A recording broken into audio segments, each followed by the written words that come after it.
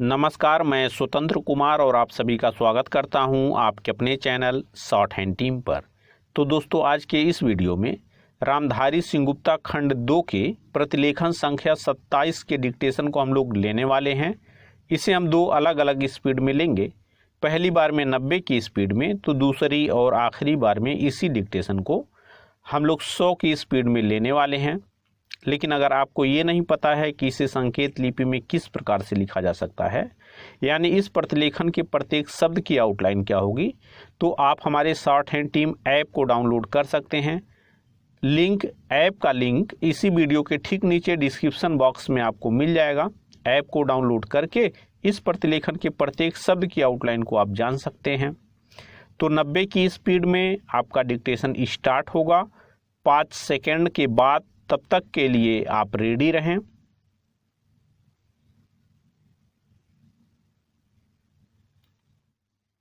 Start.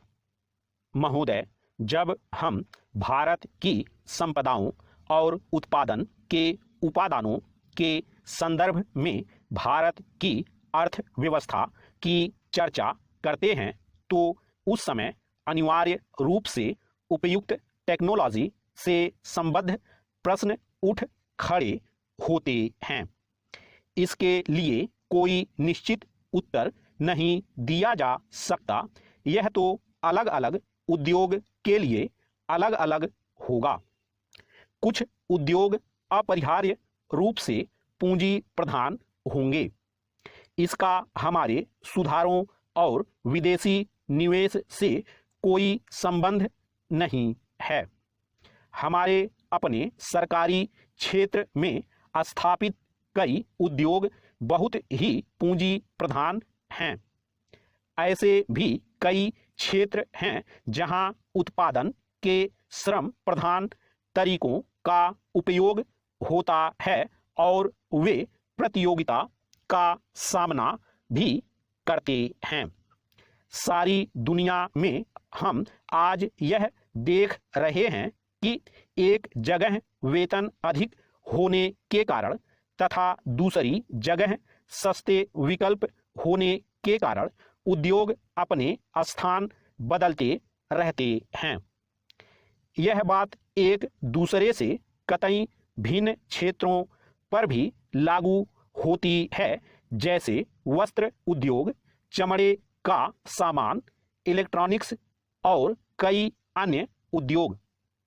अन्य स्थानों से आकर भारत में जो निवेश किए जा रहे हैं वे ठीक इन्हीं कारणों से किए जाते हैं और ये उद्योग बड़ी मात्रा में रोजगार प्रदान करेंगे। यह आर्थिक निर्णय लेने की स्वाभाविक प्रक्रिया का अंग होता है। ऐसा सोचना अनुभवहीनता ही कहा जाएगा कि भारत में पूंजी प्रधान उद्योगों की स्थापना लोग जानबूझकर करे बिना इस बात पर विचार किए कि दोनों देशों में अपेक्षित मूल्य और हमारे सुस्थापित तुलनात्मक लाभ क्या हैं। उसी के साथ जहां पूंजी प्रधान टेक्नोलॉजियां और उच्चतर उत्पादकता तथा वेतन साथ साथ चलते हैं, उनका हमें स्वागत करना चाहिए, उन्हें टालना नहीं चाहिए। अंतिम निर्णय तो बाजार की शक्तियों पर निर्भर करेगा। पैरा, मुझे ऐसा कभी नहीं लगता कि हमारे उद्यमी निर्णय करने में किसी से कम कुशल हैं। तथापि यहाँ पर यह जोर देना अप्रासंगिक नहीं होगा कि टेक्नोलॉजी का चुनाव अत्यंत सावधानी पूर्वक किया जाना चाहिए। इस संदर्भ में विदेशी टेक्नोलॉजी का आयात करने वालों को देश में उपलब्ध टेक्नोलॉजियों की भी सावधानी पूर्वक जांच करनी चाहिए। सामान्य रूप से टेक्नोलॉजी का विलयन और अंगीकरण उतना महत्वपूर्ण नहीं होता जितना टेक्नोलॉजी को तैयार करने की क्षमता पैदा करना।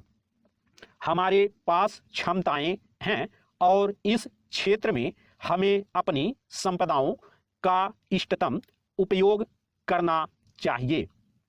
वास्तव में तो अपने ही देश में विकास और अनुसंधान करने का स्थान और कुछ नहीं ले सकता। तभी हम प्रतियोगिताओं का लाभ उठा सकते हैं, विशेषकर उस स्थिति में जब अन्यत्र टेक्नोलॉजी में विकास बड़ी तेजी से हो रहा है और उनके पुराने पड़ने की दर भी बहुत ही ज़्यादा है। यह बात पूरी तरह स्वीकार की जाती है कि नियंत्रणों और परमिटों की प्रणाली से ईमानदारी का खात्मा हो जाता है। उदारीकरण प्रक्रिया का तात्पर्य इन नियंत्रणों को समाप्त करना है। मुझे यह देखकर सचमुच बहुत खेद होता है कि इस संक्रमण काल में जब हम लाइसेंस राज से उदारीकरण की प्रणाली की ओर बढ़ रहे हैं, संरचनात्मक समायोजन हो रहा है। स्टॉप। दोस्तों, इसी डिक्टेशन को दूसरी बार में हम लोग 100 की स्पीड में लेंगे और आपका समय स्टार्ट होगा 5 सेकंड के बाद। तब तक के लिए आप रेडी रहें।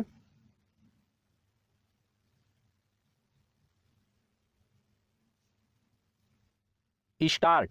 महोदय, जब हम भारत की संपदाओं और उत्पादन के उपादानों के संदर्भ में भारत की अर्थव्यवस्था की चर्चा करते हैं तो उस समय अनिवार्य रूप से उपयुक्त टेक्नोलॉजी से संबद्ध प्रश्न उठ खड़े होते हैं। इसके लिए कोई निश्चित उत्तर नहीं दिया जा सकता। यह तो अलग अलग उद्योग के लिए अलग अलग होगा। कुछ उद्योग अपरिहार्य रूप से पूंजी प्रधान होंगे। इसका हमारे सुधारों और विदेशी निवेश से कोई संबंध नहीं है। हमारे अपने सरकारी क्षेत्र में स्थापित कई उद्योग बहुत ही पूंजी प्रधान हैं। ऐसे भी कई क्षेत्र हैं जहां उत्पादन के श्रम प्रधान तरीकों का उपयोग होता है और वे प्रतियोगिता का सामना भी करते हैं। सारी दुनिया में हम आज यह देख रहे हैं कि एक जगह वेतन अधिक होने के कारण तथा दूसरी जगह सस्ते विकल्प होने के कारण उद्योग अपने स्थान बदलते रहते हैं। यह बात एक दूसरे से कतई भिन्न क्षेत्रों पर भी लागू होती है, जैसे वस्त्र उद्योग, चमड़े का सामान, इलेक्ट्रॉनिक्स और कई अन्य उद्योग। अन्य स्थानों से आकर भारत में जो निवेश किए जा रहे हैं वे ठीक इन्हीं कारणों से किए जाते हैं और ये उद्योग बड़ी मात्रा में रोजगार प्रदान करेंगे। यह आर्थिक निर्णय लेने की स्वाभाविक प्रक्रिया का अंग होता है। ऐसा सोचना अनुभवहीनता ही कहा जाएगा कि भारत में पूंजी प्रधान उद्योगों की स्थापना लोग जानबूझकर करे बिना इस बात पर विचार किए कि दोनों देशों में आपेक्षिक मूल्य और हमारे सुस्थापित तुलनात्मक लाभ क्या हैं। उसी के साथ जहां पूंजी प्रधान टेक्नोलॉजियां और उच्चतर उत्पादकता तथा वेतन साथ साथ चलते हैं, उनका हमें स्वागत करना चाहिए, उन्हें टालना नहीं चाहिए। अंतिम निर्णय तो बाजार की शक्तियों पर निर्भर करेगा। पैरा। मुझे ऐसा कभी नहीं लगता कि हमारे उद्यमी निर्णय करने में किसी से कम कुशल हैं। तथापि यहाँ पर यह जोर देना अप्रासंगिक नहीं होगा कि टेक्नोलॉजी का चुनाव अत्यंत सावधानी पूर्वक किया जाना चाहिए। इस संदर्भ में विदेशी टेक्नोलॉजी का आयात करने वालों को देश में उपलब्ध टेक्नोलॉजियों की भी सावधानी पूर्वक जांच करनी चाहिए। सामान्य रूप से टेक्नोलॉजी का विलयन और अंगीकरण उतना महत्वपूर्ण नहीं होता जितना टेक्नोलॉजी को तैयार करने की क्षमता पैदा करना। हमारे क्षमताएं हैं और इस क्षेत्र में हमें अपनी संपदाओं का इष्टतम उपयोग करना चाहिए। वास्तव में तो अपने ही देश में विकास और अनुसंधान करने का स्थान और कुछ नहीं ले सकता। तभी हम प्रतियोगिताओं का लाभ उठा सकते हैं, विशेषकर उस स्थिति में जब अन्यत्र टेक्नोलॉजी में विकास बड़ी तेजी से हो रहा है और उनके पुराने पड़ने की दर भी बहुत ही ज्यादा है।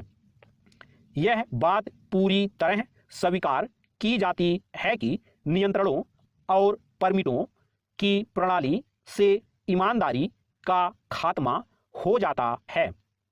उदारीकरण प्रक्रिया का तात्पर्य इन नियंत्रणों को समाप्त करना है।